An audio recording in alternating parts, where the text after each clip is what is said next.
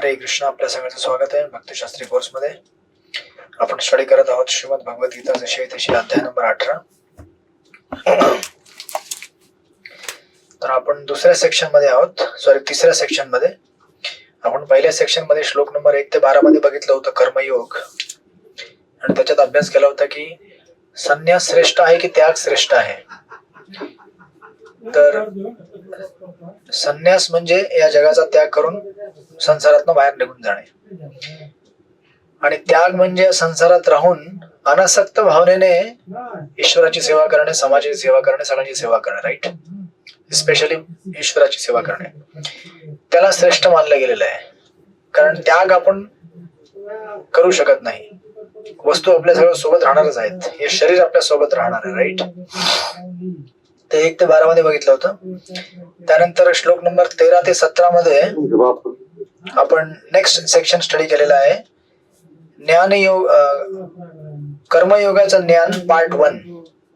की कर्मयोगी कुठल्या भावनेमध्ये राहतो जेणेकरून तो जगात बद्ध होत नाही. राईट, तो त्यागी भावनेमध्ये कसा राहतो. त्यानंतर आपण 18 ते 40 नेक्स्ट सेक्शन बघितला होता. की कर्मयोगाला माहिती असतं की या जगामध्ये जेव्हा आपण एखादी गोष्ट साध्य करतो तर प्रत्येक गोष्टीच्या मागे 5 कारण असतात. राईट, तर त्या आपण श्लोक नंबर 18व्या अध्यायाच्या आय थिंक 14 कुठे बघितलं होतं आपण, या 14व्या श्लोकामध्ये. अधिष्ठानं तथा कर्ता करणं च पृथक विधम विविधाश्च पृथक चेष्टा दैव चैवात्र पंचमम. कर्माचे स्थान म्हणजे शरीर, कर्ता, त्यानंतर विभिन्न इंद्रिय, अनेक प्रकारचे प्रयत्न, आणि शेवटी परमात्मा ही 5 कारणे आहेत. तर ज्या व्यक्तीला ही 5 कारणे माहिती आहे तो जगामध्ये बद्ध होत नाही. राईट, त्याला माहिती असतं की करणारा मी एकटा नाहीये, तर परमात्मा माझ्यासोबत आहे. त्यानंतर मग आपण हे बघितल्यावरती श्लोक नंबर 20 मध्ये आपण बघितलं होतं, 20 ते 22 मध्ये ज्ञान हे प्रकृतीच्या 3 गुणांमध्ये कसं असतं. राईट, त्यानंतर श्लोक नंबर 23 ते 25 मध्ये आपण बघितलं होतं की व्यक्तीचं कर्म हे कसं प्रकृतीच्या 3 गुणांमध्ये असतं. त्यानंतर 26 ते 28 मध्ये आपण बघितलं होतं की कर्ता जो आहे तो कसा प्रकृतीच्या 3 गुणांमध्ये असतो. राईट, की जे आपण कार्य करतोय ज्याला 5 मूलभूत कारण आहेत, त्यातलेही घटक हे प्रकृतीच्या 3 गुणांमध्ये स्थित असतात. कर्ता, कर्म आणि ज्ञान. राईट, ते काम करण्याचं. ते आपण आय थिंक 28 श्लोकापर्यंत बघत आलो होतो. माझ्या माहितीप्रमाणे आपण श्लोक नंबर 28 ला आपण थांबलो होतो लास्ट. करेक्ट, बरोबर आहे का.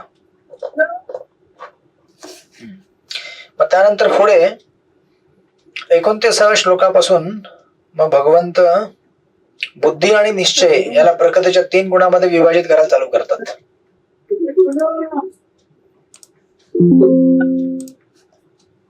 मग श्लोक नंबर 29 मध्ये सगळे माईक म्यूट करा.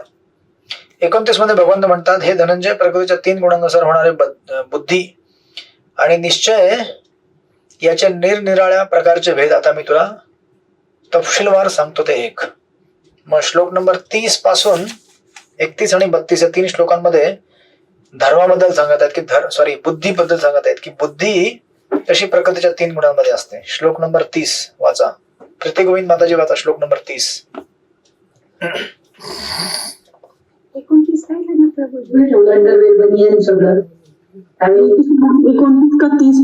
30 श्लोक नंबर 30. हरे कृष्ण. दंडवत प्रणाम प्रभू. प्रवृत्तीचं निवृत्तीचं कार्याकार्ये भयाभये बंदे मोक्ष यावेंती बुद्ध्यासा पार्थ सात्विक.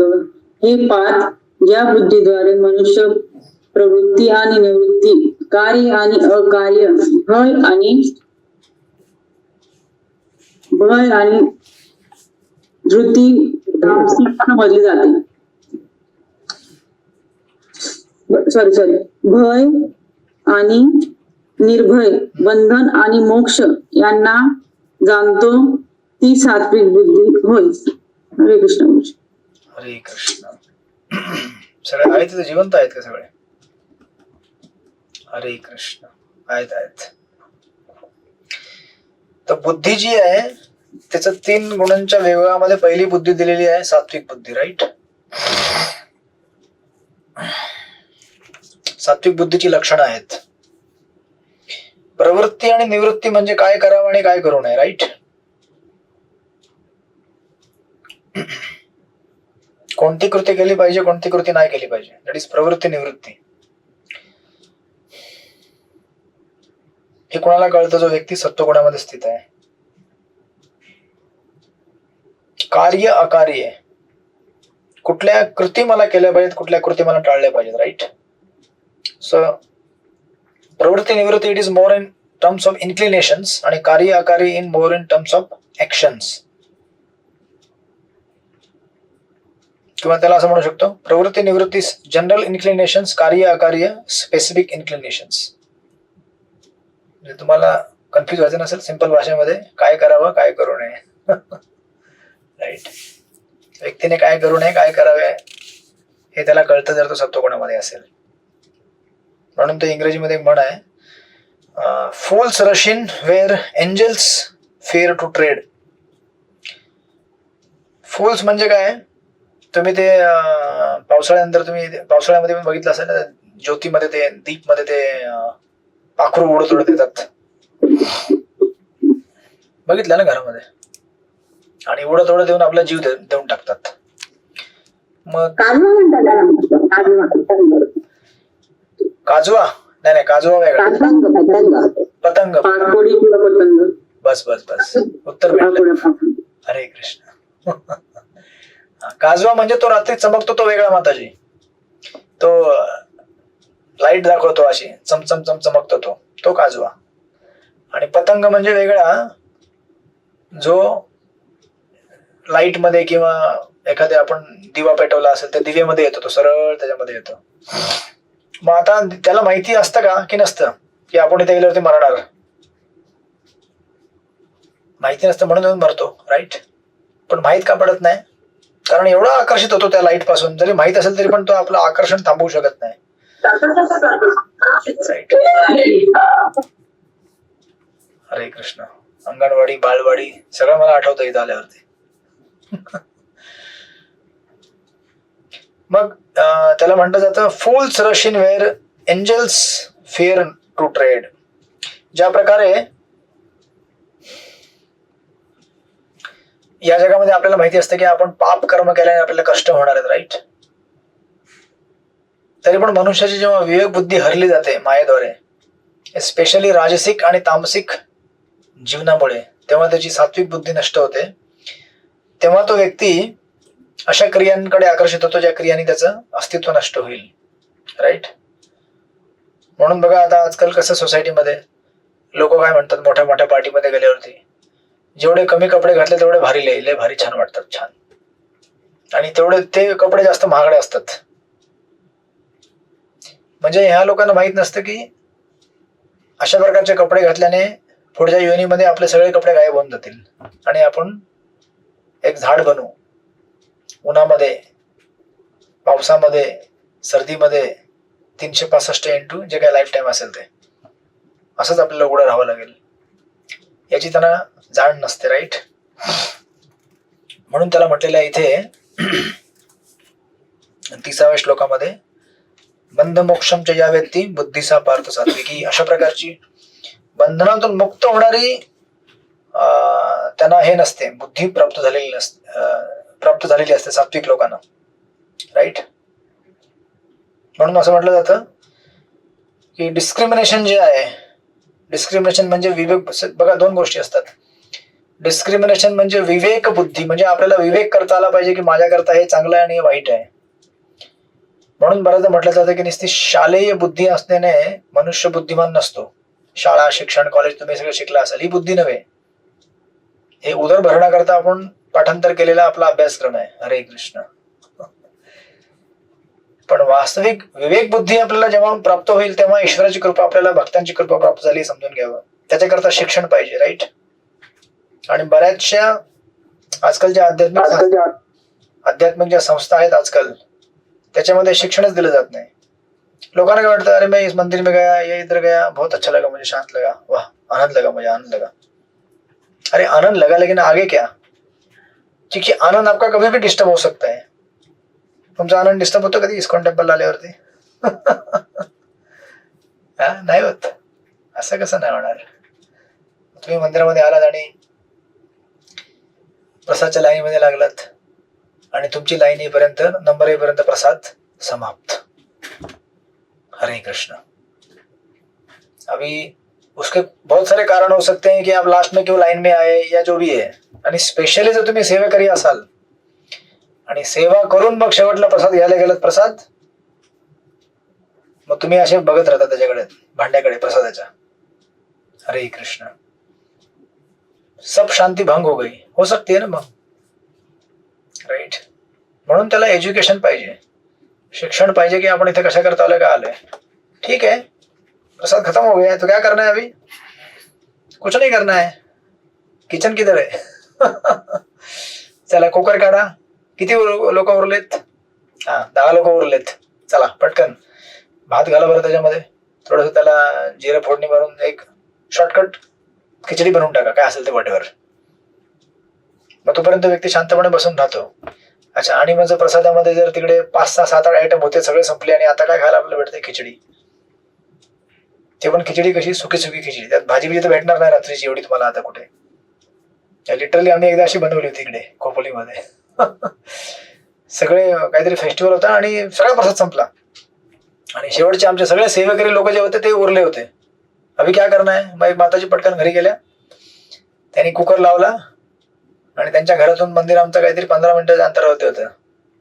त्या स्कूटीवरती कुकरला घेऊन आल्या, म्हणजे जेव्हा त्याचा गॅस बंद होतो ना, 15 मिनिटांमध्ये येता येता शिजून जाईल. उघडलं, अरे गरम गरम प्रसाद, वा. मग आपल्याला जर ऑलरेडी शिक्षण प्राप्त झालं असेल की आपण इथे सेवा करण्याकरता आलोय आणि भक्तांची सेवा झाली, याच्यामध्ये जो आनंद प्राप्त झाला तो फिस्ट खाण्यापेक्षा मोठा आनंद आहे. मग ते खिचडी आनंदाने खाईल तो.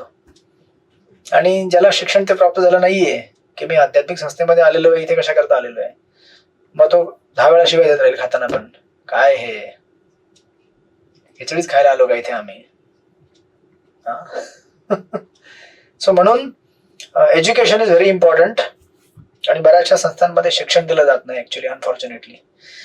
तर आपल्या भारतातले प्राय बरेच जे ट्रेडिशनल मंदिरं वगैरे आहेत त्याच्यामध्ये लोक दर्शन घेतात, निघून जातात. दर्शन घेण्याने व्यक्ती शुद्ध होऊ शकतो, परंतु दर्शन पण घेताना माहिती पाहिजे की आपण दर्शन का घेतलं पाहिजे, कशा करता घेतलं पाहिजे, दर्शनामध्ये काय मागितलं पाहिजे, राईट. म्हणून शिक्षण हे फार महत्वाचं आहे, एज्युकेशन. याचे प्रबोधन आपल्याला प्रारंभ करून दिलेलं आहे, राईट. आता असं नाहीये की जसं आपण एखाद्या डॉक्टरकडे गेलो आणि डॉक्टरने आपल्याला औषध दिलं, राईट, तर आपल्याला माहिती पाहिजे की हे औषध घेतल्याने मी ठीक होत आहे. आणि तुम्ही एखाद्या व्यवस्थित डॉक्टरकडे गेलात हे तुम्हाला कशावरून कळेल की तुम्ही बरे होत आहात, बरोबर आहे का नाही. जर तुम्ही बरे होत आहात म्हणजे तुम्ही प्रॉपर डॉक्टरकडे गेला आहात. त्याच प्रकारे आपण आध्यात्मिक किती आहोत, एखाद्या आध्यात्मिक संस्थेशी आपण जोडलेले आहोत, तर आपला काम, क्रोध, लोभ, मोह, मद, मात्सर्य किती कमी होत चाललेला आहे याच्यावरून आपल्याला कळेल की आपण बरोबर जागेवरती गेलोय की नाही, किंवा बरोबर जागेवर जाऊन आपण तिथली दिलेली साधना करतोय का नाही व्यवस्थित. नाहीतर मग आपल्याला कळलं पाहिजे की कुछ तो गडबड है. मेरा अगर बीमारी ठीक नहीं हो रहा है मतलब या तो संस्था में गड़बड़ है या मुझ में गड़बड़ है, तो अभी चेक करो आप. हो सकता है संस्था ठीक हो, जैसे इस्कॉन संस्था है, संस्था ठीक है लेकिन मैं ठीक से फॉलो नहीं कर रहा हूँ.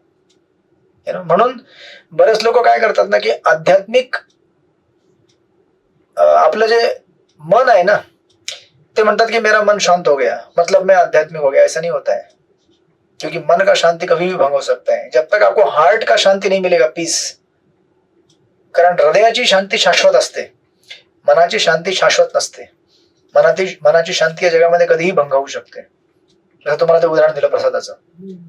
म्हणून बरेच लोक काय करतात, अनफॉर्च्युनेटली भारतामध्ये अजून सुद्धा किंवा दुनियाभर मेंटलला ते लोक स्पिरिच्युअल मानतात. ते म्हणतात की मानसिक शांती भेटते म्हणजे मी आध्यात्मिक आहे, असं नसतं, राईट. मग चैतन्य एक उदाहरण देतात की एक व्यक्ती असतो, तो म्हणतो की अरे मैं मेरे दोस्त के फार्म में गया था कितना पीसफुल था ना, वाह। और उधर बैठ के मैं चिकन खाया पीसफुली। हरे कृष्णा। वहां का पीसफुल आएगा, मैं पीसफुली चिकन खाया मतलब काय आहे? म्हणजे याला कळलं पाहिजे की शांती जीवन में क्या आहे, इनको क्या शांती मिली आहे, राईट. म्हणून चैतन्य चूड एकदा इथं तात्पर्य ते म्हटलेलंच आहे 30 नंबरच्या. तुम्ही जर बघितलं, शास्त्रांच्या निर्देशानुसार जी कर्मे केली जातात त्यांना प्रवृत्ती असे म्हणतात. शास्त्रांनी निर्देशित न केलेली कर्मे करू नयेत. ज्या मनुष्याला शास्त्रांच्या निर्देशनाचे ज्ञान नाही तो कर्माच्या फळांनी व प्रतिफळांनी बांधला जातो. जी बुद्धी सारासार विचार करू शकते ती सात्विक बुद्धी होय. जसं लोकांना काय वाटतं की मेरा मन शांत आहे, सब कुछ शांत आहे. जसं चैतन्य चूड एकदा कॉन्फरन्स मध्ये गेले होते एका, त्या कॉन्फरन्सचं टायटल काय होतं, पॉवर ऑफ माइंड. मनाची शक्ती काय असते. मग प्रभुजींनी आपलं प्रेझेंटेशन दिलं. त्यांनी सांगितलं की मन क्या होता है, बुद्धी क्या होती, अहंकार क्या होता है, स्थूल शरीर क्या है, सूक्ष्म शरीर क्या है. त्यानंतर प्रभुजींचं लेक्चर झालं. एक साधू उठला, ट्रेडिशनल साधू इंडियन, आणि तो हिंदीमध्ये बोलायला लागला. तो म्हटला, हमें किसी चीज की जरूरत नहीं, हम साधु हैं, कहीं भी रहते हैं, हम यहाँ सिर्फ आप लोगों को लाभान्वित करने के लिए आए हैं. वातावरण ठीक होतं सगळं. राईट, बरोबर आहे. हमें किसी साधूला कुठल्या गोष्टीची गरज नाहीये, कहीं भी रह लेते हैं. और हम लोग यहाँ पे क्यों आए हैं, आपको लाभ देने के लिए आए. तर ऍक्च्युअली साधू कधी असं म्हणत नाही. That means some problem. जर आपण असा विचार केला की मी जगाचा उद्धार करण्याकरता आलोय, म्हणजे आपण बेसिक जी एटिकेट आहे बोलण्याची त्याच्यामध्ये गडबड आहे. राईट, आपण जगाचा उद्धार करायला आलो नाहीये, तर आपल्याला सेवा करण्याकरता आलोय आपण गुरुच्या निर्देशनाखाली. राईट. मग त्यानंतर हा म्हणायला लागला, मैं कुछ दिन पहले सिगरेट पी रहा था. हरे कृष्णा. हा साधू है, हा म्हणायला लागला, कुछ दिन पहले मैं सिगरेट पी रहा था चौराहे पर, और एक व्यक्ति आकर मुझे बोला कि ये ठीक नहीं, सिगरेट पीने से बीमारी होता है. तो साधु म्हणतो, फिर मैं बोला उसको, अरे क्या बुरा क्या अच्छा, ये संसार में सब मन का खेल है. हरे कृष्णा. संसार में बुरा और अच्छा कुछ भी नहीं है, सब मन का खेल है. मग तो सगळ्यांनी टाळ्या वाजवल्या, फटफट फटफट फट. सही तो बोल रहे साधू. संसार में क्या बुरा है क्या गलत है, राइट. सब मन को जो अच्छा लगता है वो अच्छा है, जो बुरा लगता है बुरा लगता है. असं असतं का. मग आता विचार करा. त्यानंतर हा म्हणायला लागला, मुझे देखो, मैं पिछले 15 साल से सिगरेट पी रहा हूँ, तंबाकू खा रहा हूँ. साधु म्हणायला लागला कि देखो मैं पिछले 15 साल से तंबाकू खा रहा हूँ, सिगरेट पी रहा हूँ, मुझे कुछ हुआ नहीं, मुझे कुछ भी नहीं हुआ आज तक. ना मुझे ब्लड का प्रॉब्लम है, ब्लड प्रेशर का, ना हार्ट प्रेशर, कुछ भी नहीं हुआ. अगर आपका मन शक्तिशाली है तो आप शक्तिशाली है. हरे कृष्ण. टाळ्या, लोकांनी टाळ्या वाजवल्या. मग दिस इज द प्रॉब्लेम. याला म्हणतात राजसिक बुद्धी. तुम्हाला उदाहरण कळलं की नाही. मग लोकांना काय वाटतं की मेरे मन में कुछ प्रॉब्लेम नाहीये, मतलब असं नसतं. पण तुम्हाला कर्माचे रिएक्शन तर लागत आहेत ना. तंबाखू खाणे किंवा दारू पिणे शास्त्रामध्ये निषेध आहे. मग हे कोण पालन करेल. आता ह्या क्षणाला तुम्हाला काही प्रॉब्लेम होत नसेल, परंतु शास्त्रांचं उल्लंघन केल्याने तुम्हाला त्रास होईल त्याचे ते तुम्हाला माहित नाहीये. म्हणजे 4 नियम जे आहेत, अंसार करणे, जुगार खेळणे, व्यभिचार करणे, नशा करणे, हे सगळे करताना सगळ्यांना बरेच शांतच वाटतं ना, मेरा मन शांत हो रहा है. तथाकथित कुछ समय के लिए टेम्पररी, आधे घंटे 1 घंटे के लिए मन शांत हो रहा है आपका, लेकिन वो मन बाद में विचलित तो होने वाला है गारंटेड. उसके परे उसके जो रिएक्शन मिल रहे हैं आपको, वो आप उसको कॅल्क्युलेट नाही कर रहे. याला म्हणतात अशास्त्रहीन बुद्धी. म्हणून प्रभुपादांनी तात्पर्य दिलेलं आहे की ज्या मनुष्याला शास्त्रांच्या निर्देशनाचे ज्ञान नाही तो कर्माच्या फळांनी व प्रतिफळांनी बांधला जातो. दिस इज द एक्झाम्पल. राइट. प्रभु जी म्हणायला लागले की पूरा गड़बड़ कर दिया मेरा, जो मैं 1 घंटा जो भी अच्छा बोला था अच्छा क्या है, कैसे रहना चाहिए, सब वो स्पॉइल कर दिया. आणि लोक कसे असतात, लोक अशी एक्सटर्नल वरती जातात. वाह वाह वाह, वो साधु क्या बोल के गया. अरे क्या बोल के गया, उसका शास्त्र में मर्म क्या है, अर्थ क्या है, वो कुछ लेना देना नहीं है. मन शक्तिशाली है, सब कुछ शक्तिशाली, असं नसतं. So this is generation of feel good generation. मुझे जो अच्छा लगता है वो अध्यात्म है. म्हणून आजकाल ते तुम्ही ऐकता ना, ते झेनझी जनरेशन, ते कीर्तन क्लबिंग वगैरे लोक कीर्तन करतात आजकाल रात्री, यु नो, पार्टीमध्ये जाण्याऐवजी लोक करतात. दिस इज नाईस, गुड, चांगली गोष्ट आहे. पण जोपर्यंत त्यांना एज्युकेशन दिलं जात नाही ना, तोपर्यंत हे लोक टिकणार नाही जास्त काळ. नाही तर मग कसं आहे, आज हे लोक एकत्र येऊन कीर्तन करतायत, व्हेरी नाईस, कीर्तनाने सगळं काही साध्य होईल, प्राप्त होईल. पण त्यांना सोबत फिलॉसॉफी देणे पण जरुरी आहे. थोडंसं शास्त्राचं वाचन, सत्संग, साधुसंग आणि एटिकेट शिकवलं पाहिजे. अदरवाईज काय आहे, उद्या जर त्यांच्यासोबत काय एखादी वाईट गोष्ट घडली, तो मतलब क्या है, इससे अच्छा तो अपना पहिले वाला काम करते जो कर रहे थे, इधर आने से और गड़बड़ हो गया हमारा, असंच होतं ना. So that is the thing, right. So this is shloka number 30. याच्यामध्ये राजसिक दिलेली आहे.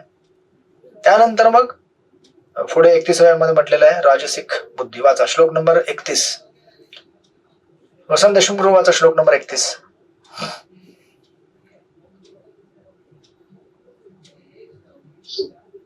हरे कृष्ण महाराज, प्रणाम. यया धर्म मधर्म च कार्यमेव च अयथावत् प्रजानाति बुद्धी सा पार्थ राजसी. हे पार्थ, जी बुद्धी धर्म आणि अधर्म, कार्य आणि अकार्य यामधील भेद जाणू शकत नाही, ती राजसिक बुद्धी होय. हरे कृष्ण. येस, तर एक्झॅक्टली अपोजिट सात्विकच्या, राईट. जसं रामायणमध्ये विभीषणला भातृद्रोही म्हटलेलं आहे, बरोबर आहे. भातृद्रोही का म्हटलेलं आहे, कारण त्यांनी रावणाचा साथ सोडला. पण ऍक्च्युली भातृद्रोही कोण आहे, रावण आहे. त्याने ऍक्च्युली भावाचं ऐकलं आणि त्याची साथ सोडली, राईट. परंतु ज्या लोकांना शास्त्र माहित नाहीये किंवा एटिकेट माहित नाही, ते लोक म्हणतात की विभीषण भातृद्रोही होता. असं नव्हतं, उलट झालं ते, राईट. म्हणून इथे म्हटलेलं आहे, ज्या व्यक्तीला अधर्माला तो धर्म मानतो आणि धर्माला अधर्म मानतो आणि सदैव विपरीत मार्गाने ज्याची बुद्धी काम करते, राईट, त्याला या भेद जाणू शकत नाही, त्याला राजसिक बुद्धी म्हणतात. जे बुद्धी आणि धर्म आणि अधर्मामध्ये भेद जाणू शकत नाही, राईट. सो ऍक्च्युअली विभूषण हा सर्वात लॉयल होता आपल्या भावाशी. का? कारण त्याने त्याला भगवंतांची भक्ती शिकवली होती. सांगायचं रावणाला, तू भगवंतांची शरण जा. कारण प्रत्येक जीवाचं जी वैधानिक स्थिती आहे ती काय आहे, भगवंतांना शरण जाणे, राईट. म्हणून विभीषण हा काय होता, पवित्र होता आणि रावण अपवित्र होता. So right. म्हणून असं म्हटलं जातं की करेक्ट डिस्क्रिमिनेशन जे आहे ते सत्वगुणामध्ये भेटतं आणि रजगुणामध्ये आपण डिस्क्रिमिनेट किंवा निश्चय करू शकत नाही चांगलं काय आणि बेकार काय आहे. आणि तमोगुणामध्ये टोटल रॉंग डिसिजन आपण घेतो. म्हणजे बघा, या डिव्हिजन कशा आहेत, सात्विक, राजसिक, तामसिक. सत्वगुणामध्ये आपण जाणू शकतो भेद अभेद काय आहेत, चांगले आणि चांगलं काय, वाईट काय, आणि आपण निर्णय पण घेऊ शकतो. रजगुणामध्ये आपल्याला माहिती असतं चांगलं काय वाईट काय, पण आपण निर्णय घेऊ शकत नाही, टिकून राहू शकत नाही, चांगले आणि वाईट मध्ये काय निवडावं, शक्ती भेटत नाही आपल्याला. आणि तमोगुणामध्ये टोटली आपण रॉंग करून जातो, चुकीच्या मार्गाने वाढतो, राईट. आणि म्हणून याला जोडून तिसऱ्या श्लोकात मग दिलेल्या पुढे 32 मध्ये तमोगुणी. श्लोक नंबर 32 वाचा सेवा करून लीला माताजी.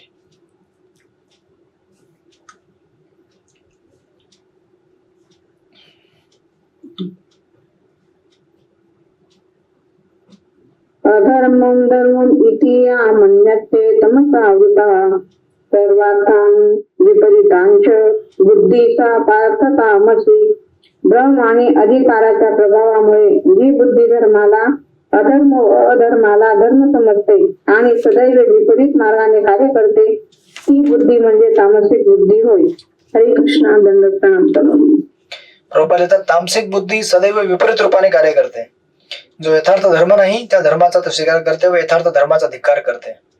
म्हणून बघा ना, आज कलियुगामध्ये कसं आहे, हरे कृष्ण नाव घेतले तर मग लोक बोलतील एक बाबा आहेत त्यांना लोक देव मानतात. मनुष्य कधी देव बनू शकतो का नाही बनू शकतो, त्याला देव मानतात हे लोक. लाखो हजारो करोडो त्याला डोनेशन देतात. म्हणजे जिथे आराधना केली पाहिजे ते नाही करणार, एक्झॅक्टली अपोजिट जे आहे त्याला हे लोक करणार. आणि जर कोणी बोलला यांच्याबद्दल तर हे लोक बापरे असं म्हणजे करतील जणू काय वैकुंठात उतरलेले विष्णुदूत आहेत, जे बोलतात ते सगळे एकदम शास्त्र बोलतात. दिस इज सिच्युएशन. तमोगुणी मनुष्य महात्म्याला साधारण मनुष्य तर साधारण मनुष्याला महात्मा समजतात. त्यांना सत्य हे असत्य वाटते आणि असत्याचा सत्य म्हणून स्वीकार करतात. सर्व गोष्टी ते केवळ विपरीत मार्गाचे अनुसरण करतात म्हणून त्यांची बुद्धी तामसिक बुद्धी होय. Right, like that.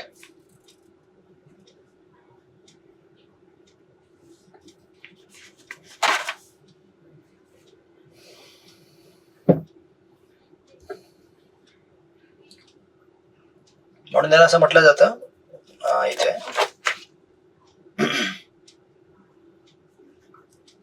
Religion to be religion, religion to be religion. आणि जेव्हा ह्या सगळ्या ठिकाणचं अनालिसिस जेव्हा होतोय किंवा सगळ्या गुणांचं आपण अनालिसिस करतोय, 3 गुणांमध्ये सगळ्या ज्ञान, कर्ता, कर्म किंवा जे होणारं कार्य आहे त्याचं, ह्याच्यामध्ये स्ट्रेट डिव्हिजन तर आहे, सात्विक, राजसिक, तामसिक, पण कधी कधी मिक्सचर पण आढळतं. मिक्सचर म्हणजे असं की एखादा व्यक्ती, समजा तुम्हाला उदाहरण देतो, एक क्लासिक उदाहरण, एक सायंटिस्ट आहे, ठीक आहे, first class scientist, 1 number research करतो. हा व्यक्ती कशामध्ये आहे म्हणजे सत्वगुणामध्ये. राईट, सत्वगुणामध्ये असल्याचे तुम्ही असं रिसर्च करू शकत नाही. पण याची दुसरी बाजू काय माहितीये का, 1 नंबरचा सिगरेट पितो हा. अशी उदाहरणं आहेत का नाही? मग तुम्ही म्हणाल की ऐसा कैसे हो सकता है, इतना अच्छा साइंटिस्ट है लेकिन सिगरेट बहुत पीता है, चेन स्मोकर है. म्हणजे प्रकृतीचे 3 गुण एवढे कॉम्प्लेक्स आहेत की आपली एक बाजू ही एवढी झाकून टाकतात ते आणि दुसरी बाजू एवढी उघडते, कळत पण नाही की हे ऍक्च्युली होता कैसे आहे. राईट, म्हणून ऍक्च्युली कधीही एक साइड बघून विचार करू नये की ये ऐसा मतलब अरे बहुत अच्छा है ये, नहीं ऐसा जरूरी नहीं है. आप उसका दूसरा साइड भी देखो तो पता चलेगा कि प्रॉब्लम है इसमें. राइट, म्हणून बघा ना, कधी कधी तुम्हाला असे डिवोटी भेटतील ते म्हणतील डिवोटी गुस्सा कैसे कर सकता है, ऐसा कैसे गुस्सा कर सकता है. अरे डिवोटी गुस्सा करता देखा नहीं आपने, अगर साइड में तलवार तो तलवार भी निकाल लेते, लेकिन है नहीं, अभी रखा नहीं. वो डिवोटी बनने के पहले, मतलब बनने के बाद तलवार वो बेच दिया. राइट, बिकॉज प्रकृतीचे 3 गुण हे एवढे कॉम्प्लेक्सिटीने आपल्याला अफेक्ट करतात की sometime it is very difficult to discriminate. म्हणून कधी कधी फक्त एक साइड बघून व्हाइट वॉश करू नये. ये डिवोटी इतना खाता है, ये डिवोटी है, अरे लेकिन वो डिवोटी कितना सेवा करता है वो भी देखो. राइट, खाना हो सकता है राजसिक एक्शन हो, बट उसका भाव देखो कैसे नम्र रहता है. So it's like a combination. मग इव्हेंच्युअली आपण जेव्हा भक्ती करतो तेव्हा आपण भगवंतांच्या कृपेने एक दिवशी जे काही आपल्यामध्ये कमतरता आहे ती कमी होऊन आपण जी चांगली आपली बाजू ती जास्त वरती येईल. म्हणून असं म्हटलं जातं की discrimination, determination are 2 faculties of intelligence. Discrimination म्हणजे काय, आता डिटर्मिनेशन नेक्स्ट श्लोकामध्ये यायला चालू होईल, निश्चय 33, 34, 35 मध्ये. आणि भगवंतांनी स्पेशली या 2 गोष्टीने का निवडलेलं आहे, कारण डिस्क्रिमिनेशन हे फार महत्वाचं आहे विवेक बुद्धी आध्यात्मिक जीवनामध्ये. कारण विवेक बुद्धीने आपल्याला कळतं की चांगलं काय आहे, वाईट काय आहे. आणि डिटर्मिनेशन म्हणजे निश्चय काय आहे, त्याने कळतं की मी चांगलं काय आहे, चांगलं जे आहे ते कसं करावं. तुम्हाला कळलं का? कन्फ्युज नाही होत ना तुम्ही सगळे? बॅक टू बॅक आपण क्लासेस घेतो, कन्फ्युज म्हणजे फास्ट जात नाहीये मी, तेवढाच पेस नाही घेतो जेवढा पेस चाललेला आहे. डिस्क्रिमिनेशन म्हणजे विवेक बुद्धी जी आहे ती मागच्या 3 श्लोकामध्ये सांगितलेली जी आहे बुद्धी, त्याने आपल्याला कळतं की चांगलं काय आहे जीवनामध्ये, वाईट काय आहे. आणि निश्चय जो पुढच्या 33, 34, 35, 3 श्लोकामध्ये दिलेला आहे त्याने आपल्याला कळतं की ओके आता मला कळलं की चांगलं काय वाईट काय, पण आता जे चांगलं आहे ते मी करत राहावं त्याच्याकरता निश्चय पाहिजे ना मला. राईट, मग ते निश्चय म्हणून 2 गोष्टी सांगितलेल्या आहेत त्या, डिस्क्रिमिनेशन, डिटर्मिनेशन. सर्वात पहिले आपल्याला कळलं पाहिजे की चांगलं काय वाईट काय, मग नंतर जे चांगलं आहे त्याच्यावरती मी टिकून ते काम करत राहिलं पाहिजे. मग आता ते कसं भेटेल, याला सुंदर एक फॉर्म्युला दिलेला आहे. असं तुम्ही पण अनुभव केला असेल कधी भक्तीमध्ये किंवा स्पिरिच्युअल लाईफ मध्ये, जर आपण चांगला स्वाध्याय केला आणि चांगलं श्रवण केलं तर आपली विवेक बुद्धी वाढते. 2 गोष्टीने, श्रवण चांगलं पाहिजे आपलं स्ट्रॉंग, आणि आपला स्वाध्याय म्हणजे आपण जे वाचन पठन करतो, जे काही शास्त्र वाचतो, हे दोन्ही गोष्टी आहेत. वाचन करणे, शास्त्रांचं गीता वाचणे, भागवत वाचणे, स्पेशली प्रभुपादांची पुस्तकं वाचणे, गुरु महाराजांची दिलेली ग्रंथ वाचणे, आणि श्रवण करणे गुरुकडनं आणि गुरु महाराजांकडनं, प्रभुपादांचं आणि वरिष्ठ वचनांकडून. याने आपल्याला विवेक बुद्धी येते. अच्छा, आता विवेक बुद्धी तर आली मला की बाबा मी व्यवस्थित जप केला पाहिजे, अपराध नाही केला पाहिजे भक्तांचा, मी सेवा केली पाहिजे. पण मग आता निश्चय कसा मला भेटेल? असं म्हटलं जातं निश्चय किंवा डिटर्मिनेशन भक्तीमध्ये सेवा आणि साधना केल्याने प्राप्त होते. सेवा आणि साधनाने. सेवा आपण जेव्हा करू आणि साधना चांगली करू आपण, तेव्हा आपल्याला निश्चय प्राप्त होतो की कुठली गोष्ट मला करायची, कुठली गोष्ट नाही करायची. राईट. म्हणून आपण जेव्हा चॅन्टिंग करतो, चॅन्टिंग ही नुसती आपली साधना नाही, म्हणजे जस्ट हे नाहीये की अरे अभि करना आहे नाही. चॅन्टिंग म्हणजे बेसिकली काय, आपण प्रार्थना करतो भगवंतांना की मला तुम्ही चांगल्या प्रकारे सेवेमध्ये एंगेज करा. राईट. जेणेकरून मी काही जे ऐकलेलं आहे ते मी अप्लाय करू शकेल. हे आपण भिक्षा मागत असतो चॅन्टिंग मध्ये आपल्या. राईट. So like that. म्हणून या दोन गोष्टी दिलेल्या आहेत, निश्चय आणि मागच्या 3 श्लोकामध्ये दिलं होतं बुद्धी, आणि आता पुढच्या 3 श्लोकात दिलं जाईल निश्चय. राईट. ओके. मग आता निश्चय बघा 3 श्लोकांमध्ये, राजसिक, सात्विक आणि तामसिक. श्लोक नंबर 33. नम्रता तेरसे माताजी वाचा श्लोक नंबर 33. हरे कृष्ण. दंडवत प्रणाम. श्लोक क्रमांक 33. वृत्त्या धारयते मन प्राणेंद्रिय क्रियाः योगिना व्याभिचारिण्या वृत्ती सा पार्थ सात्विकी. हे पार्थ, जो निश्चय अचल आहे, जो योगाभ्यासाद्वारे खंबीरपणे धारण केलेला आहे आणि अशा रीतीने जो मन, प्राण आणि इंद्रियांच्या क्रियांना संयमित करतो, तो निश्चय म्हणजे सात्विक निश्चय होय. हरे कृष्ण. हरे कृष्ण. सो सात्विक निश्चय म्हणजे बेसिकली डिसिप्लिन लाईफ. राईट. म्हणजे जीवनामध्ये अनुशासन आहे. त्याच्या अनुशासन म्हणजे काय, प्रभुपाद तात्पर्यात लिहितात, योग हे परमात्म्याला जाणण्याचे एक माध्यम आहे. जो मनुष्य आपले मन, प्राण व इंद्रिय यांच्या क्रिया परमात्म्यावर एकाग्र करून दृढ निश्चयाने व धैर्याने परमात्म्याच्या ठिकाणी युक्त असतो, तो कृष्ण भावनेत संलग्न होतो. अशा प्रकारचा निर्धार सात्विकी असतो. अभिचारण्य हा शब्द अत्यंत महत्वपूर्ण आहे, कारण हा शब्द दर्शवितो की जे कृष्ण भावनेमध्ये संलग्न झालेले आहेत ते अन्य प्रकारच्या कोणत्याही कार्याने विचलित होत नाहीत. राईट. बेसिकली स्टडी आणि डिसिप्लिन्ड. डिसिप्लिन म्हणजे अनुशासित आहे तो, त्याला म्हणतात सात्विकी निश्चय. राईट. त्यानंतर 34व्या श्लोकामध्ये राजसिक वाचा श्लोक नंबर 34. सुरेखा माताजी श्लोक नंबर 34 वाचा. हरे कृष्ण. दंडवत प्रणाम. यया तू धर्म कामार्थान् न धृत्या धारते पुनः प्रसंगेन फलाकांक्षी धृती सा पार्थ राजसी. परंतु हे अर्जुन, वाचा. परंतु हे अर्जुन, ज्या निर्धाराने मनुष्य धर्म, अर्थ आणि काम यांच्या फळांना आसक्त असतो, तो निश्चय राजसिक होय. येस. आता तुम्ही उपास ठेवला असेल, कशा करता की बाबा मला लॉटरी लागू दे. याला म्हणतात राजसी उपवास. राईट. मग कलियुगामध्ये काय, धर्म, अर्थ, काम, मोक्ष. कलियुगामध्ये धर्म राहिला नाहीये, मोक्ष तर लोकांना नकोयच, उरलं काय, अर्थ आणि काम. मग आता अर्थ काय, आता त्यांना माहितीये की बाबा उपवास करावा लागतो, मग देव प्रसन्न झाला की मग आपल्याला अर्थ देईल, मग म्हणून ते लोक उपवास करतात. अशा याला म्हणतात राजसिक प्रकारच्या क्रिया. म्हणून प्रभुपादांनी दिलेलं आहे, जो मनुष्य नेहमी धार्मिक किंवा आर्थिक कार्याच्या फळांची अभिलाषा करतो, इंद्रिय तृप्ती ही त्याची एकमेव इच्छा असते आणि याच क्रियांमध्ये त्याचे मन, प्राण आणि इंद्रिय गुंतलेले असतात, ते रजोगुणी असतो. राईट. As simple as. त्यानंतर 3री कॅटेगरी आहे तामसिक निश्चय. वाचा श्लोक नंबर 35. कोण वाचेल? रमाकांत देव प्रभू आहेत का इथे? वाचा 35 नंबर. या स्वप्नं भयं शोकं विषादं मदं एव च न विमुञ्चन्ति दुर्मता सा पार्था तामसी.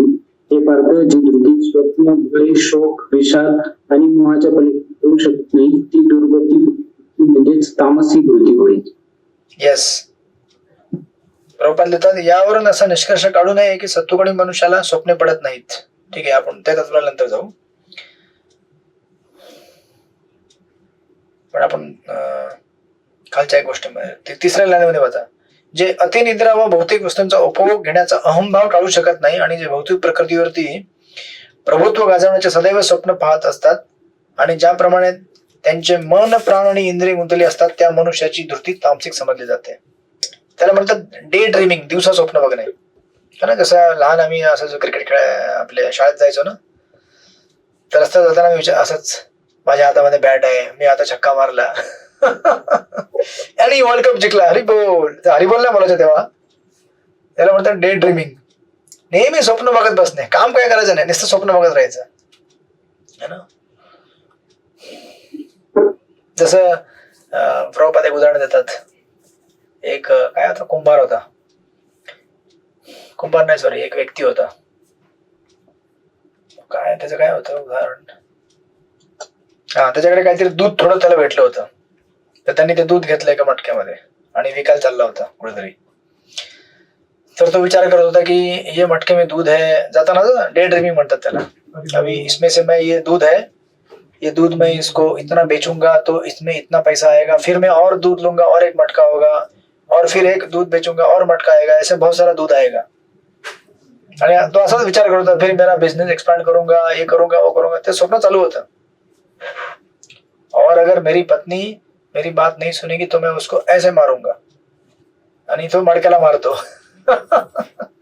डोक्यावरती जे मडकं होतं ना त्याला मारतो आणि मडकं खाली पडतं आणि फुटून जे होतं ते स्वाहा जातं. सो बेसिकली स्वप्न बघण्याने काय होतं, जे आपल्याकडे आहे ते पण वेळ जी आहे ते निघून जाते, राईट. स्वप्न बघू नये, ऍक्शन करावी त्याच्यावरती. म्हणून त्याला म्हटलं जातं vision without action is dream. Vision म्हणजे दूरदृष्टी आपल्याकडे भले असेल, पण आपण जर त्याच्यावरती कार्य करत नसेल तर हे नुसतं स्वप्न राहून जातं. आणि त्याच्या विपरीत action without dream is nightmare.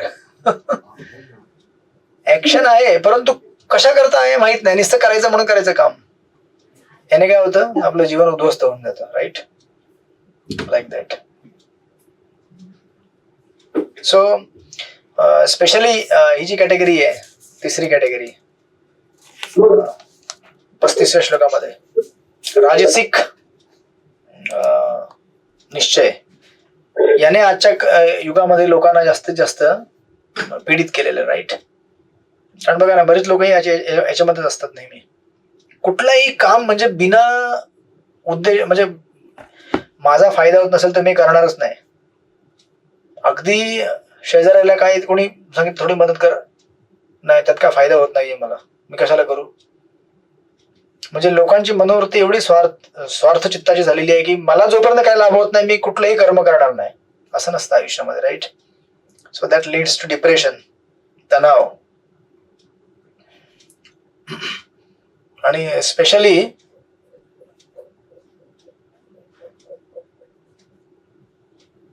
या जगामध्ये आपण जेव्हा सेम इंद्रिय तृप्तीच्या वस्तूंना भोगायचा प्रयत्न करतो पुन्हा पुन्हा पुन्हा पुन्हा पुन्हा पुन्हा, राईट.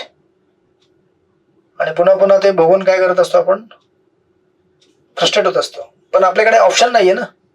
ऑप्शन नाहीये म्हणजे आपल्याला आध्यात्मिक जीवनाबद्दल माहिती नाहीये की आध्यात्मिक जीवनामध्ये याच्यापेक्षा जास्त आनंद आहे. मग सेम गोष्ट पुन्हा पुन्हा रिपीटेडली पुनः पुनः चर्वित चर्वणानाम चर्वण केल्याने शेवटी काय होतं, मनुष्य विचार करतो की लाइफ में क्या है, कुछ नहीं है, बस ऐसे फ्रस्ट्रेट होना है लाइफ में. म्हणून बघा आजच्या काळामध्ये सर्वात जास्त डिप्रेस्ड केसेस कुठे आहेत, वेस्टर्न वर्ल्ड मध्ये. आता हळूहळू भारतामध्ये येत आहेत त्या, कारण आपण त्यांची संस्कृती फॉलो करतोय, राईट. आपला अध्यात्म सोडून, सेवा सोडून फक्त भोग घ्यायचा, फक्त भोग घ्यायचा, राईट. म्हणून एक उदाहरण दिलेलं आहे, एक केस स्टडी आहे.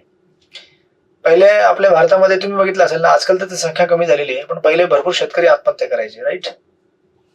अच्छा, आपल्या इकडे शेतकरी आत्महत्या का करायचे, कारण त्यांना काही बेसिक फॅसिलिटी मिळायच्या नाही म्हणून. जे काही शेतामध्ये पाणी किंवा खत वगैरे किंवा बिया वगैरे भेटत नसतील त्याच टायमाला अमेरिकेत सुद्धा बरेच शेतकरी हे आत्महत्या करायचे.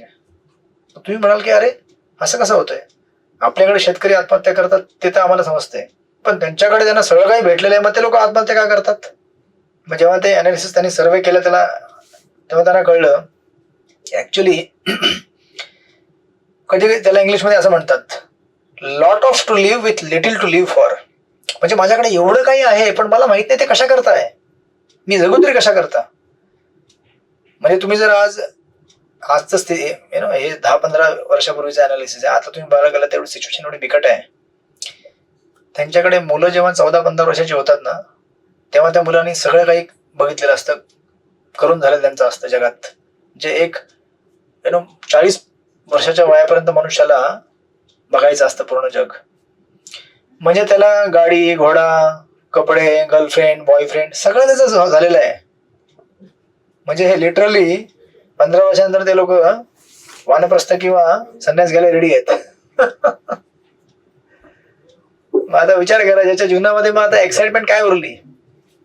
सेम गोष्ट पुन्हा पुन्हा तीच रिपीटेडली एन्जॉय करून किती एन्जॉय करणार? फ्रस्ट्रेशन येणार की नाही? राईट. सो दॅट्स वाय हे असे लोक विचार करतात की जीवन में जीना ही क्यों है अभी.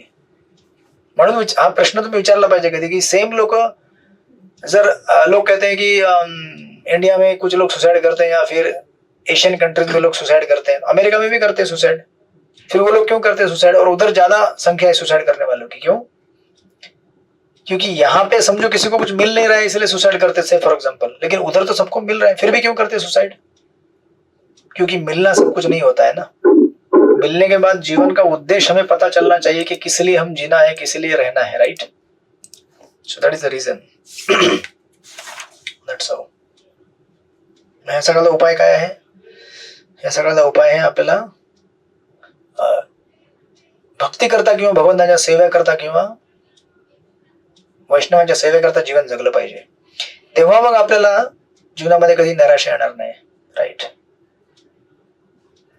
अशा प्रकारे त्यानंतर मग एवढं झाल्यावरती श्लोक नंबर 35 पर्यंत, मग त्यानंतर 36 मध्ये एक समरी देतात. हे भरतश्रेष्ठ बद्ध जीव ज्या 3 प्रकारच्या सुखांचा उपभोग घेतो आणि ज्यामुळे त्यांच्या दुःखांचा अंत होतो, ते 3 प्रकारचे सुख आता माझ्याकडून ऐक.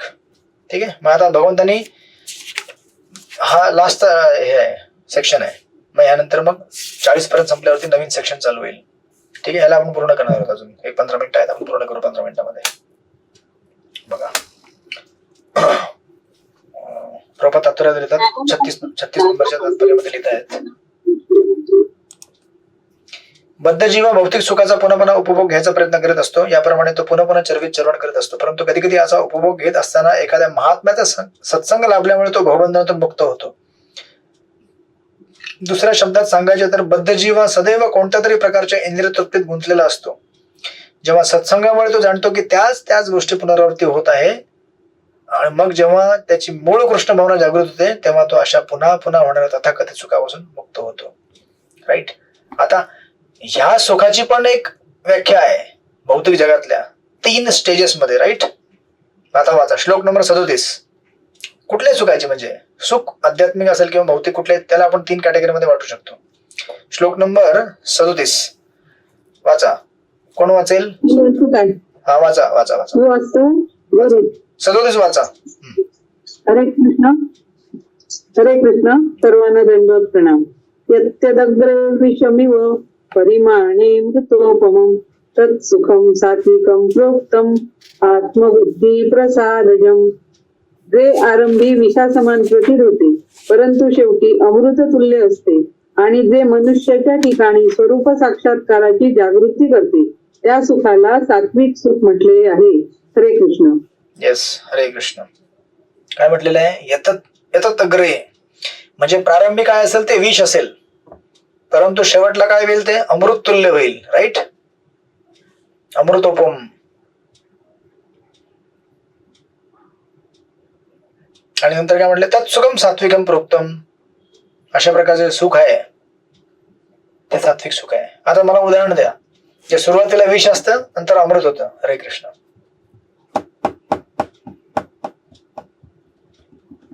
कुठले उदाहरण द्या. सुरुवातीला अमृत असतं, विष असतं, नंतर अमृत होतं.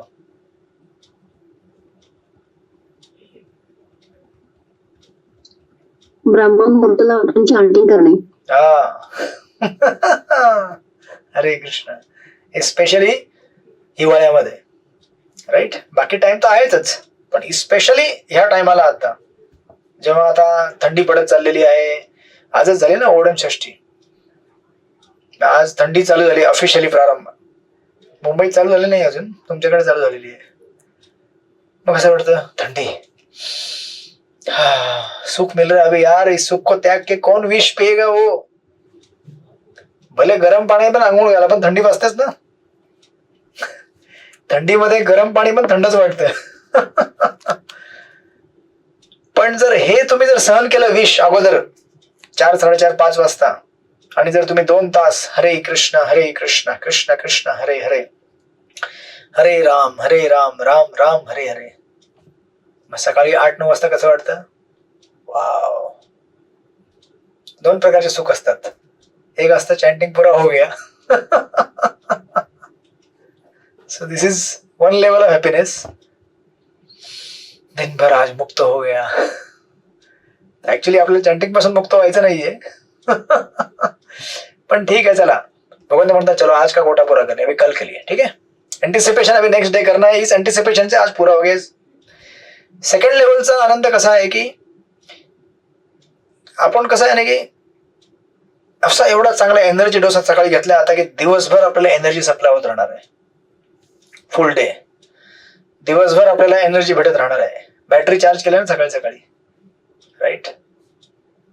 मग सुरुवातीला विष आहे ना, 2 तास ऍक्च्युली चॅन्टिंग करताना मग विषच वाटतं. ऍक्च्युली झोप लागले, झोप घालवा, थंडी वाजते, एक तर पहिले उठून मजा येत नाहीये, राईट.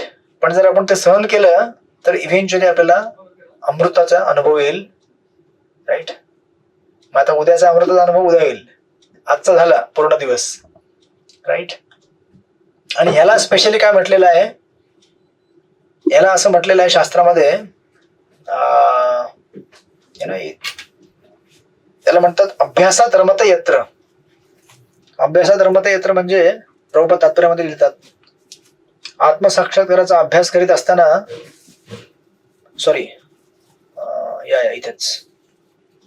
आत्मसाक्षात्काराचा अभ्यास करीत असताना मन आणि इंद्रिय संयमित करून मनाला आत्म्यावर केंद्रित करण्यासाठी मनुष्याला अनेक विधिविधानांचे पालन करावे लागते.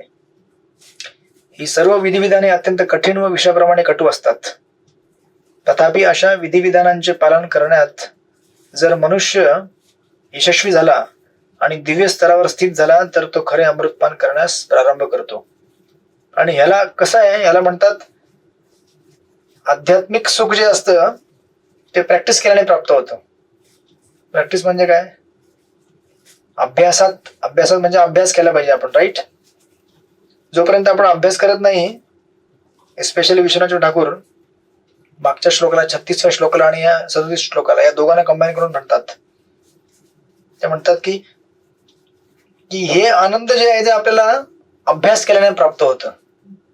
जसं तुम्ही एखादी गोष्ट जर खायचा आनंद घ्यायचा असेल तुम्हाला खावा लागेल ना, ते खाल्ल्याशिवाय आनंद भेटणार नाही ना, बरोबर आहे का नाही. एखाद्या जागेचा जर तुम्हाला अनुभव घ्यायचा असेल, तुम्ही त्या जागेवर जाऊन फिराल तेव्हा त्या जागेचा अनुभव येईल. त्याच प्रकारे आध्यात्मिक अनुभव असा आहे की जोपर्यंत आपण स्वतःहून त्याचा अभ्यास करत नाही तोपर्यंत त्या गोष्टीचा अनुभव आपल्याला प्राप्त होणार नाही. म्हणून स्पेशली म्हटलेलं अभ्यासात रमते यत्र, राईट. की याचा अभ्यास केल्याने आपल्याला भेटेल ते, राईट. म्हणून बघा नंतर आपण जेवढं जास्त बघतो, भगवंताचं दर्शन घेतो, जेवढं जास्त आपण चॅन्टिंग करतो, जेवढे जास्त आपण सेवा करतो, तेवढा आपला आनंद वाढत जातो. आणि जर कोणी असा विचार करत असेल मी करेल, उद्या करेल, किंवा मी उद्या उठेल, किंवा उद्या मी परवा चॅन्टिंग करेल, तर त्याच्याकरता ते स्वप्नच राहतं आयुष्यभर. आणि मग ते स्वप्न असं असतं की त्याला असं बघूनच वाटतं की करेंगे करेंगे करेंगे, आणि असं करता करता करता आयुष्य निघून जातं, राईट. अशा प्रकारे. आणि ह्याला अभ्यास का म्हणतात, या लोकांनी इथे अभ्यास का म्हटलेला आहे स्पेशली? आपल्याला अभ्यासाची का गरज आहे? अभ्यास किंवा प्रॅक्टिसची गरज काय आहे? अभ्यास किंवा प्रॅक्टिसची गरज अशा करताय कारण सुरुवातीला काय आहे, विष आहे. जिथे तुम्हाला विष आहे तिथे अभ्यास करणं जरुरी आहे पहिले. नाहीतर मग तुम्हाला अभ्यास जर पहिल्यापासूनच आनंद भेटला असता मग अभ्यासाची गरज नाही ना, म्हणजे तुम्ही डायरेक्ट केलं असतं ते, राईट. पण because it is poison in the beginning, म्हणून याला म्हटलेलं आहे अभ्यास. राईट. अशा प्रकारे प्रबोधन तत्पर्यात दिलेलं आहे. राईट. की तथापि अशा विधिविधानांचे पालन करण्यात जर मनुष्य यशस्वी झाला आणि दिव्य स्तरावर स्थित झाला तर तो खरे अमृतपान प्रारंभ करू शकतो. त्यानंतर राजसिक 38 नंबर मध्ये म्हटलेलं आहे. श्लोक नंबर 38 वाचा. निवेदिता माताजी वाचा श्लोक नंबर 38.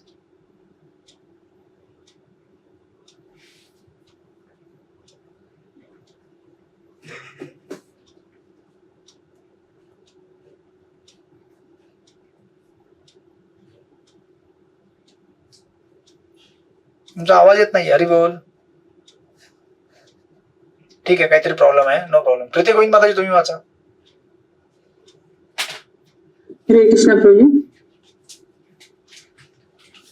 विषयेंद्रिय संयोगात यात अग्रे अमृत उपमं परिणामे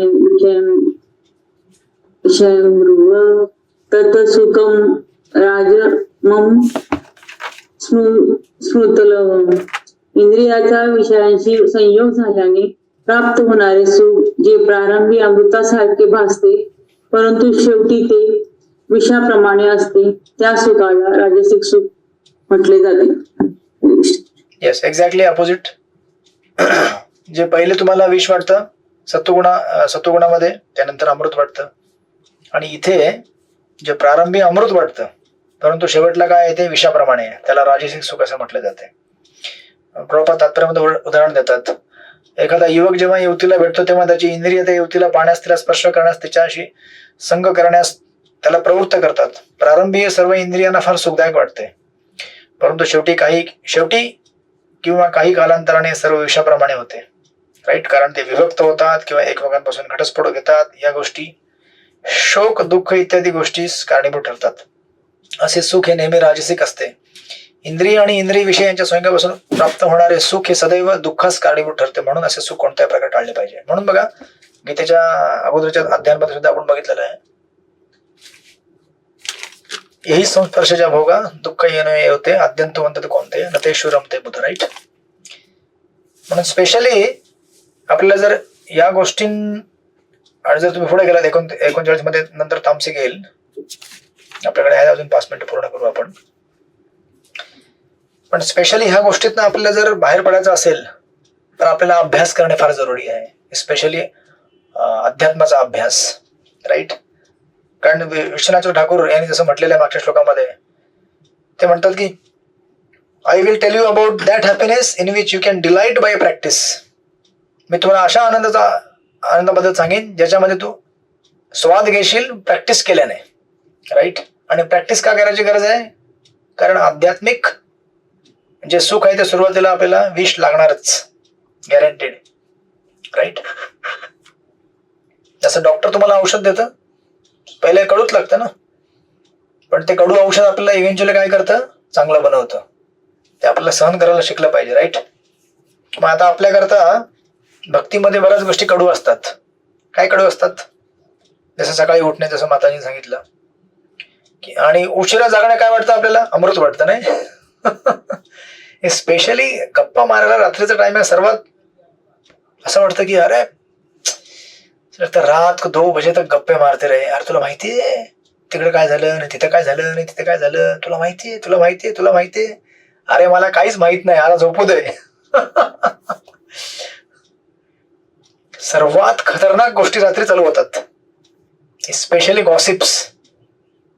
कुठल्या माताजींचं काय झालं, आणि कुठल्या प्रभूजींनी कुठे गेले, आणि काय गेले त्यांनी, कोणी काय पैसे चोरी केले, आणि कुठे काय स्कॅन्डल झालं, ये सब रात में होता है. तुला माहिती है इकडे कोपऱ्यात बस. अरे अभी तो फीस्ट का टाइम हो गया है. अभी इतना फीस्ट है मेरे पास, पिछले 1 हफ्ते का न्यूज पूरा, अगले आधे घंटे के लिए पूरा अमृत ही अमृत मिलेगा. अरे अमृत नहीं, ये विष है वो. राईट. त्याच प्रकारे काही भक्तांना आपल्याला सहन करावं लागतं. Right. So this are all, या सगळ्या गोष्टी ज्या असतात त्या आपल्याला जेवढ्या प्रमाणात आपण टाळू, राईट, तेवढ्या प्रमाणामध्ये आपण मग अमृत घेण्याकरता तयार राहू. जर आपण या गोष्टी टाळून जर अमृताकडे गेलं म्हणजे चॅन्टिंगकडे गेले किंवा रात्री लवकर झोपलं सकाळी लवकर उठलो अभ्यास केला आणि असं म्हटलं जातं की हे जे विष आहे ना जे आध्यात्मिक जीवनामध्ये पहिले आपल्याला विष भेटतं हे विष किती वर्ष चालेल 5 वर्ष 10 वर्ष 15 20 25 30 किती पण वर्ष चालू शकतं. म्हणून ना ते तुम्ही ऐकलं असेल ना मिड लाईफ क्रायसिस म्हणून नावाची गोष्ट आहे. मिड लाईफ क्रायसिस स्पेशली 35 ते 40 ते 45 ते 50 या वर्षामध्ये असते ती. आपण आपल्यापैकी बरेच लोक ह्या रेंज मधले असतील किंवा त्याच्यावरचे असतील 35 40 50. कसं असतं की या वयामध्ये असं स्पेशली 35 ते 40 ते 55 ते 50 असं वाटतं की मैंने जीवन में क्या किया. स्पेशली आपल्या जर काही स्वप्न असतील आणि ते स्वप्न पूर्ण झाले नसतील तर आपण फ्रस्ट्रेट व्हायला चालू होतो. पण आता वय एवढं झालेलं आहे की आपण ते चेंज करू शकत नाही करिअर किंवा एखादा व्यक्ती चेंज करू शकत नाही है ना. लग्न ऑलरेडी झालेलं आहे 25 किंवा 30 वर्ष झालं असेल 35 म्हणजे 27 28 जेव्हा झाला असेल तेव्हा. मग आता तुम्ही तुमची नोकरी चेंज करू शकत नाही, तुम्ही व्यक्ती चेंज करू शकत नाही, तुमची मुलं चेंज करू शकत नाही, तुमचं ऑफिस चेंज करू शकत नाही, तुमच्या घरातील वातावरण चेंज करू शकत नाही सडनली आहे का नाही. आणि ह्या टायमाला एवढी मानसिक स्तरावरती उलथापालथ चालू होते कि व्यक्ती विचार करायला भाग पडतो की क्या करू मैं जीवन में, मैं सही कर रहा हूं नहीं कर रहा हूं, क्या कर रहा हूं मैं.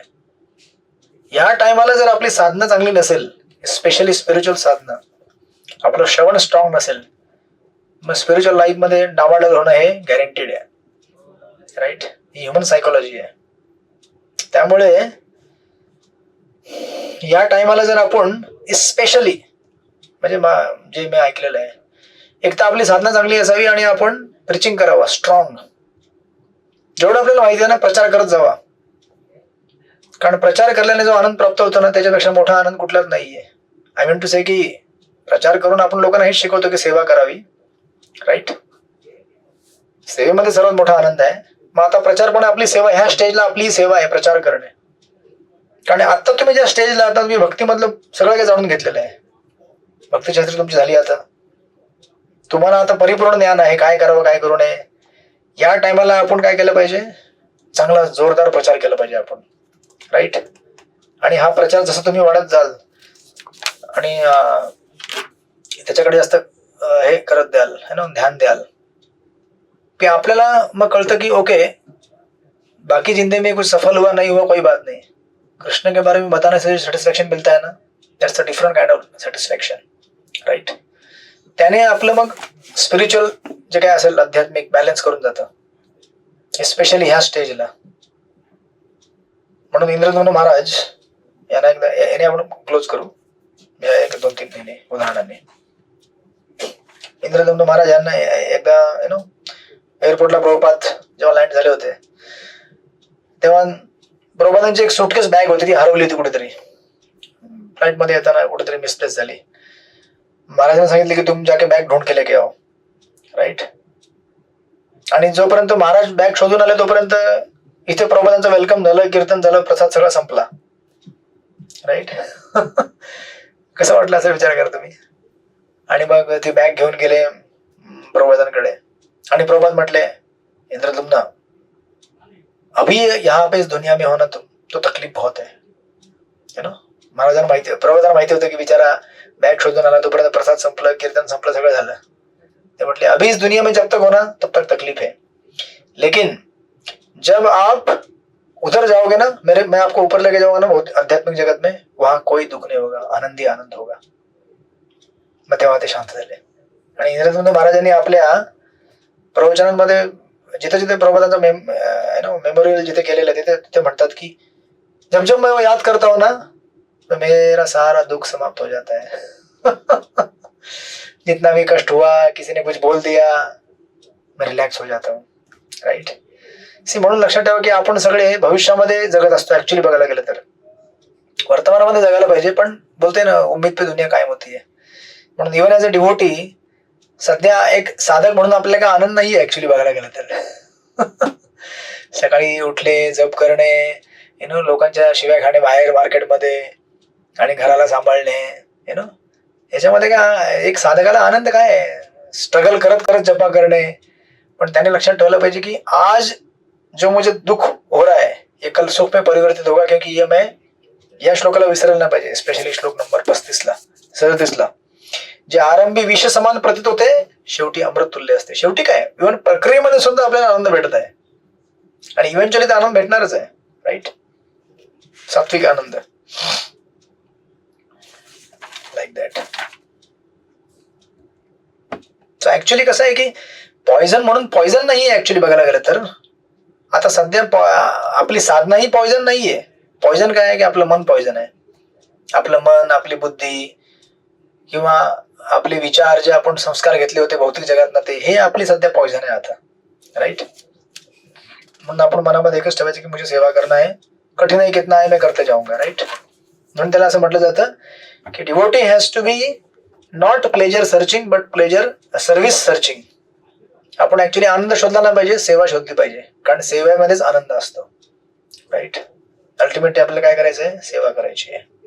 So something like that. तर आता हे सांगितलेलं आहे 37 आणि 38 मध्ये, आणि 38 मध्ये स्पेशली सांगितलेलं आहे की जे सुरुवातीला तुम्हाला वाटेल ना आनंद आहे, तुम्ही कन्फ्यूज नका हो. जो शुरुआत में आनंद देगा वो लास्ट में बहुत बैंड बजाएगा. हरे कृष्ण. रात्री तुम्ही खाल्लीत भरभरून चांगली हिरवी मिरची तळून झणझणीत, कशामध्ये, मिसळ पाव मध्ये, मग तुम्हाला माहिती आहे दुसऱ्या दिवशी काय म्हणतात त्याचा, मजा तो अभी आएगा लेकिन समझ जाना, एक हफ्ते तक फिर कुछ भी स्पाइसी नहीं खाना है, शांत बैठना है. So we have to always see कि जो अभी आनंद देगा ना वो कल मुझे बहुत तकलीफ देने वाला है. समजून घ्यायचं की हे राजसिक आनंद आहे, राईट. अशा प्रकारे. तो ठीक आहे, त्यातला एक उरलेला आहे, ते आपण उद्या बघू, सॉरी शुक्रवारी बघू. 39 आणि 40 हे 2 श्लोक, आणि मग हा सेक्शन पूर्ण करून मग आपण पुढच्या सेक्शनला एंट्री करू. जास्त नाही, आता अजून एक 30-40 श्लोक उरले त्या अध्यायामधले. 78 श्लोक आहे टोटल. आपण ह्या महिन्यामध्ये पूर्ण होईल आपले, या महिन्यामध्ये पुढच्या 1 आठवड्यात पूर्ण होऊन जातील. ओके, मग आपण भेटूया शुक्रवारी 7:30 ते 9. ओके. श्रील प्रभुपाद की जय. श्रीमद् भगवत गीता की जय. वांछा कल्पतरुश्च कृपा सिंधु पतितानां अनंत कोटि वैष्णव की जय. हरे कृष्ण. हरे कृष्ण प्रभुजी, दंडवत प्रणाम. हरे कृष्ण. हरे कृष्ण